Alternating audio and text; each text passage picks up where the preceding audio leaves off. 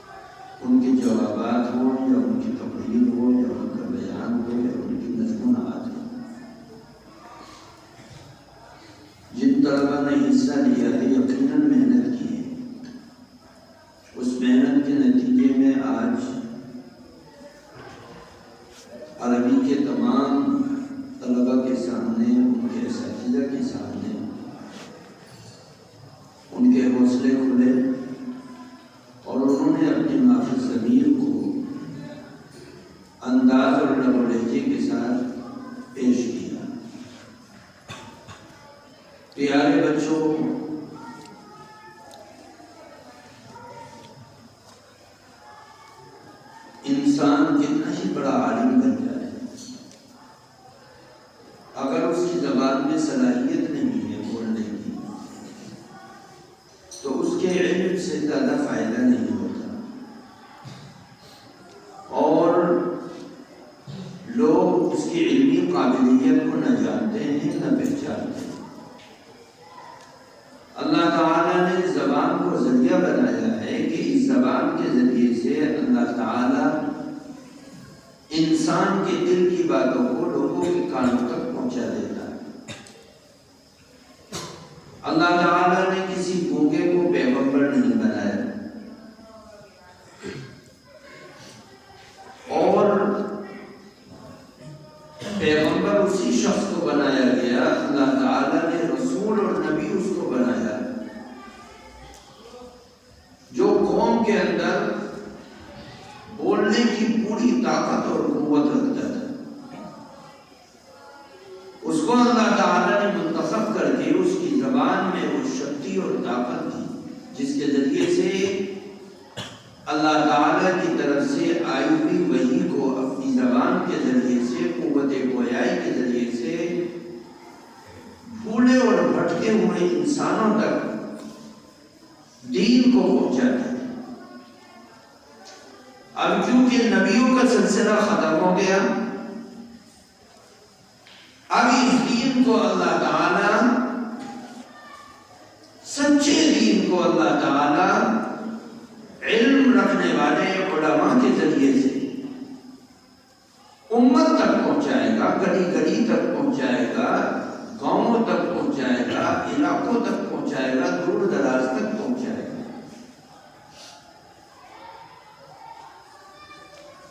بہت سے علماء ایسے ہوتے ہیں جو بولنے کی قوت حالانکہ علم کے اندر گہرائی اور گہرائی ہے. لوگ ان کے علم کو نہ جانتے ہیں نہ مانتے ہیں. اور بہت سے لوگ ایسے ہیں جن کے پاس علم نہیں ہے لیکن اللہ تعالیٰ نے بولنے کی صلاحیت ان کے اندر رکھ دی.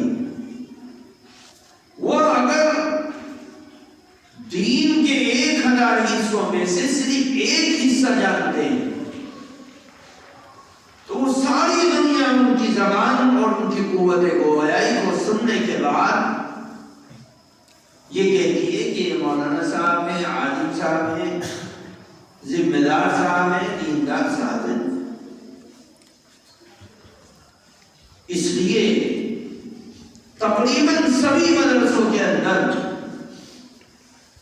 طلبہ میں ایک جماعت کو تیار کیا جاتا ہے جو جماعت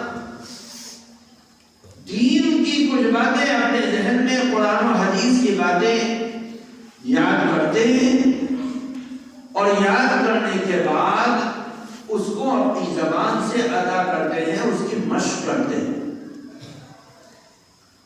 ہم نے اس چیز کو شروع سے محسوس کیا اور ابتدائی ایک بچہ جس کو ابھی اب اس کے ماں باپ نے اس مدرسے میں لا کر چھوڑا، وہ بچہ اپنے کام کو اپنے ہاتھوں سے کر نہیں سکتا، اپنی ضروریات کو پورا کرنے کی صلاحیت نہیں رکھتا.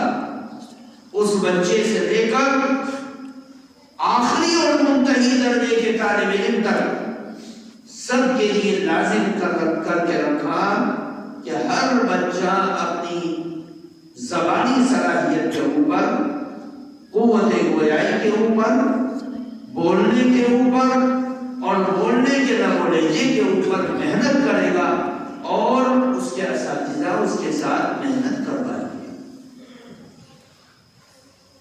جب ابتدا سے بولنے کی صلاحیت ہوگی، ایسا نہیں ہے کہ ہر عالم بول نہیں سکتا، ہر عالم بولنے کی صلاحیت رکھتا ہے، ہر آدمی بولنے کی صلاحیت رکھتا ہے، لیکن حجاب ایسی چیز ہے کہ عادت نہ ہونے کی وجہ سے آدمی موقع پر آ کر پسینہ پسینہ ہو جاتا ہے، بول نہیں پاتا، پریشان ہو جاتا ہے، دکھی ہو جاتا ہے. تو ان پروگراموں کے اندر طلباء کو اسٹیج پر بلا کر ان کے اساتذہ کے سامنے، ان کے ساتھیوں کے سامنے ان کے بیانات کو کروانا، اس کا مقصد سب سے بڑا یہ ہے جہاں پر یہ کہ ان کا لب و لہجہ صحیح ہو جائے، وہیں پر ایک بنیادی مقصد یہ ہے کہ طالب علم کا حجاب ٹوٹ جائے. جب آپ کے دل سے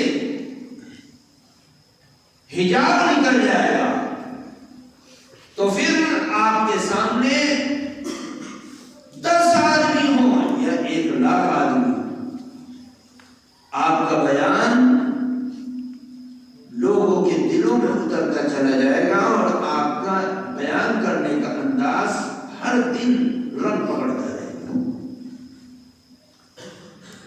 اس لیے اگر زبانی صلاحیت میں کمی ہوتی ہے تو انسان اپنے دل کی بہت سی باتوں کو کہہ نہیں پاتا. موسیٰ علیہ السلام کو کہا گیا کہ فرعون کے پاس جاؤ، اس کے سامنے جا کر اللہ کی دعوت دو. موسیٰ علیہ السلام گھبرا گئے کہ اتنا بڑا بادشاہ، اتنی ظالم قوم کا سردار جس نے نہ جانے کتنے قدم کروا دیے، آج مجھے کہا جا رہا ہے میں دعوت دوں. اس وقت آپ نے اللہ سے دعا کی اور اپنے بھائی کو اللہ تعالی سے مانگ لیا. اس مانگنے کے نتیجے میں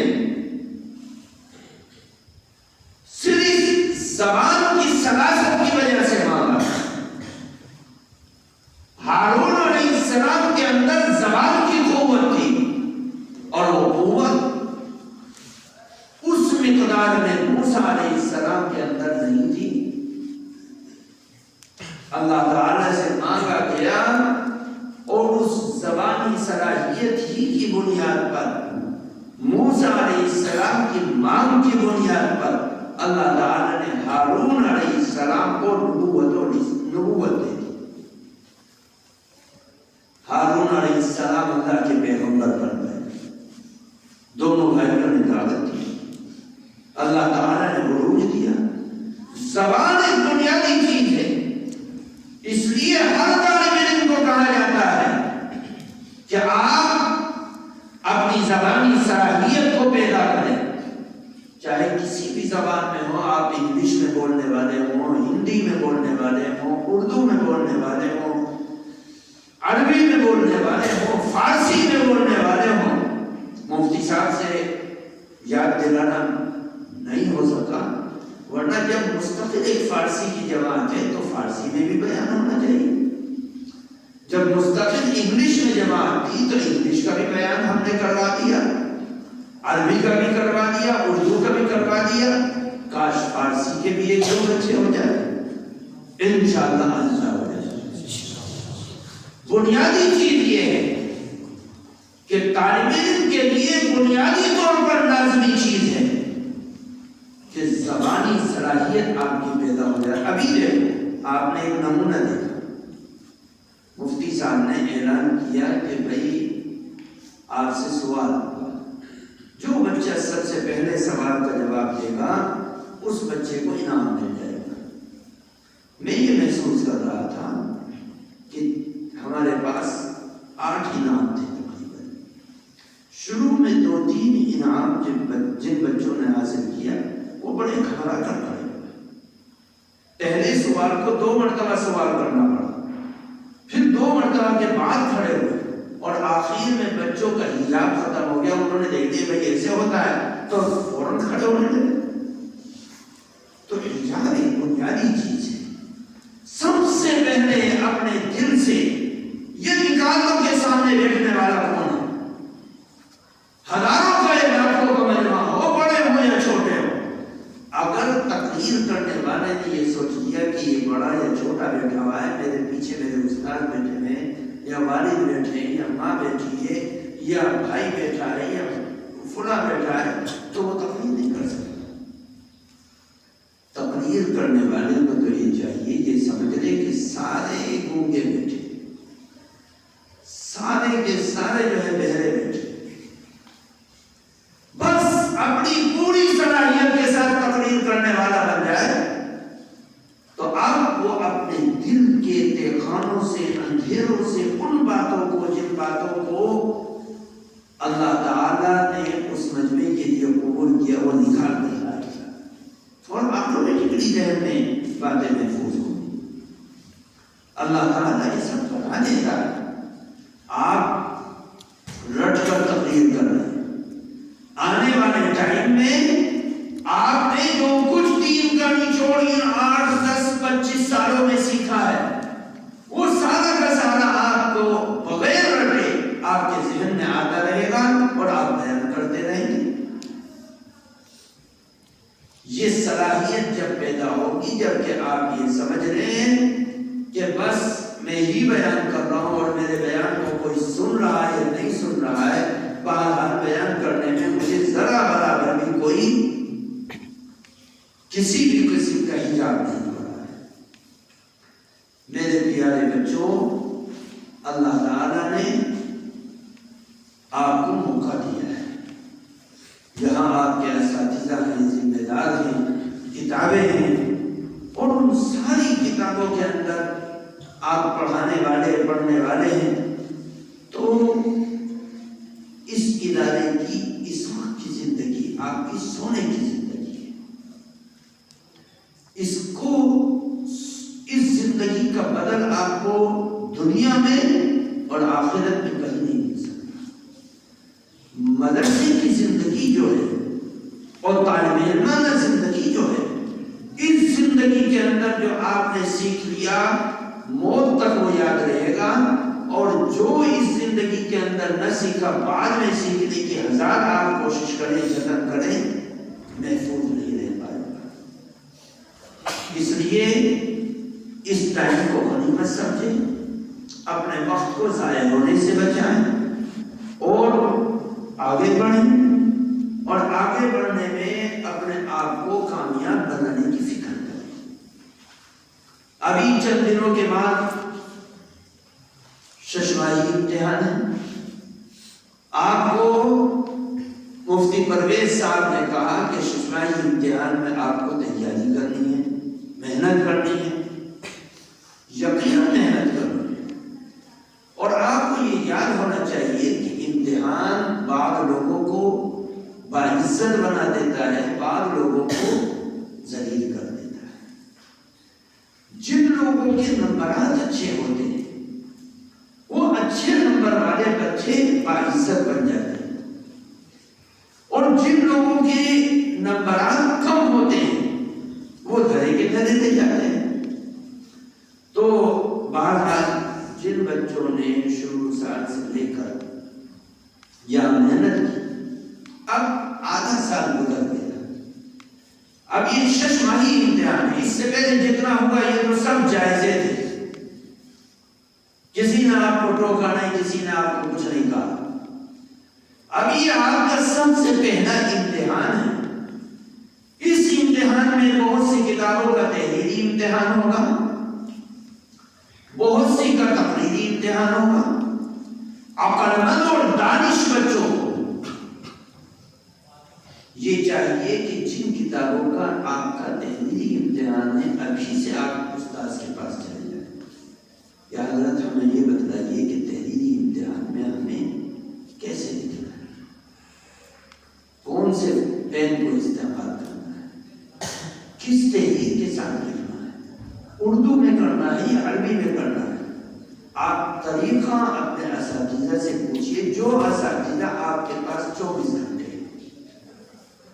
شوق اور جذبہ جن بچوں کے اندر کامیابی کا ہے وہ پوچھیں، اور جن کے اندر جذبہ کامیاب ہونے کا نہیں ہے ان کو بس ماں باپ نے ادارے کے اندر بھیج دیا، اور یہاں استادوں کا ڈنڈا اور استادوں کی زور زبردستی، بس وہ تو گھنٹے پورے کریں گے اور پورے کر کے پھر میدان میں کھڑے رہیں گے، ادھر ادھر اپنے وقت کو ضائع کریں گے۔ عقل مندی یہ نہیں۔ آپ ابھی سے لگ جائیے، جن بچوں کے اندر شہود ہے، سمجھدار ہیں، وہ اپنے پرچے کو ابھی سے عربی میں کرنے والے بنیں، اور کوئی مشکل کام نہیں، ساری کتابیں آپ عربی میں پڑھ رہے ہیں۔ ان چیزوں کو جو کتابوں کے اندر ہے ان کو رٹنا ہے، اور پھر عربی میں ان عبارتوں کو، ان باتوں کو سمجھ کر عربی میں وہ آپ لکھیں گے جب کہ آپ کے اندر شو۔ ابھی ٹائم ہے، اپنے اساتذہ کے ساتھ لگ جائیں اور ان سے سیکھیں کہ ہمیں کیسے پرچے حل کریں۔ ایک بات۔ دوسری بات یہ ہے کہ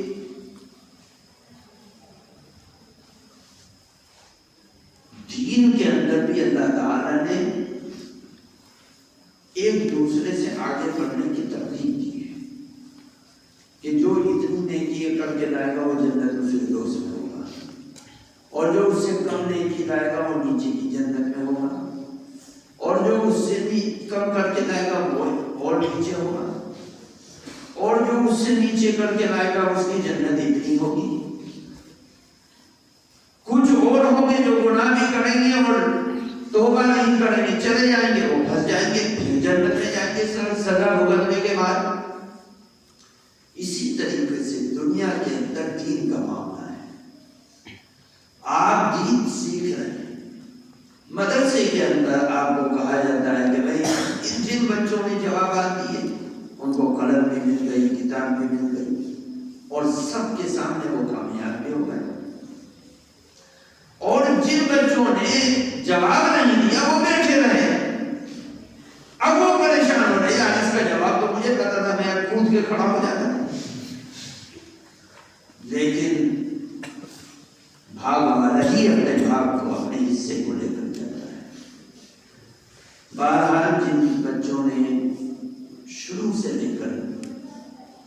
ابتدا سے لے کر اب تک، یعنی عید کے بعد سے لے کر اب تک کوئی غیر حاضری نہیں کی، ان کو انعام دیا جائے گا۔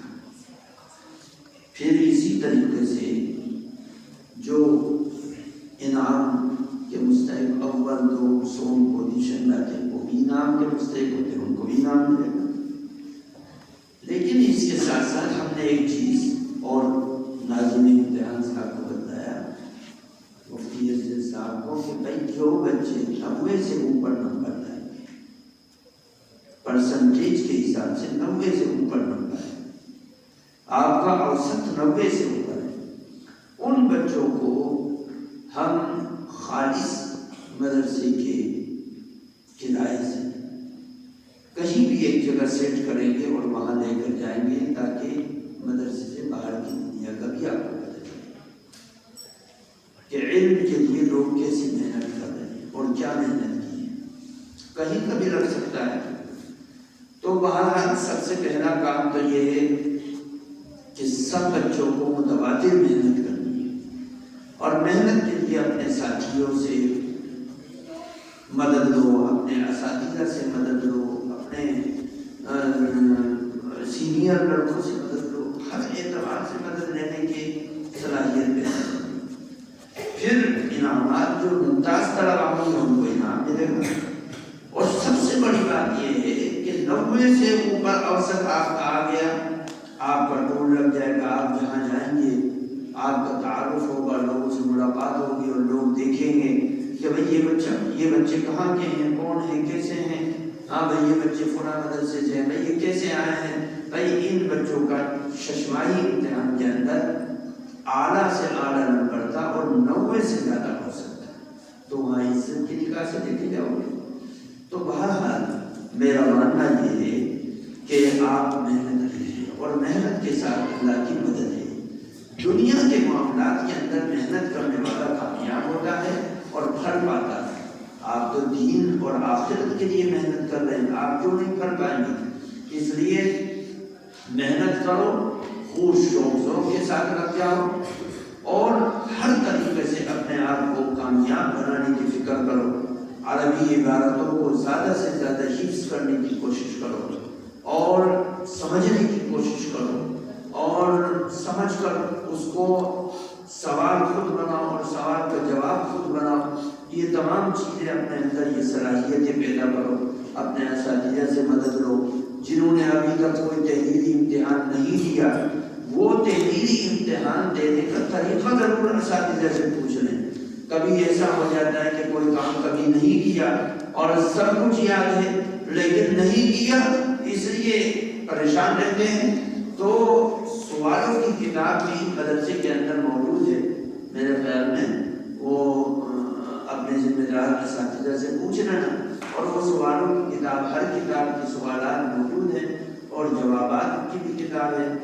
تو وہ لے کر اپنے اندر ایک صلاحیت پیدا کرنے کی ضرورت ہے، اور ایک ربط اور تعلق پیدا ہو جائے کہ بھئی اس طریقے سے تحریری امتحانات کا جواب دیا جاتا ہے۔ اللہ تعالیٰ سبھی بچوں کو کامیابی عطا فرمائے، خیر سے مالا مال فرمائے، شر سے محفوظ فرمائے، سب کے لیے دین پر چلنا چلانا آسان فرمائے۔